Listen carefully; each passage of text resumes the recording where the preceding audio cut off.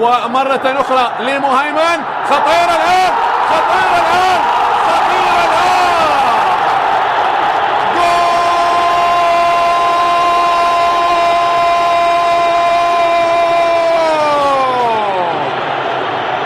الزوراء يسجلون الآن دقيقة 11. النوارس يسجلون، وعن طريق الوافد الجديد مهيمن.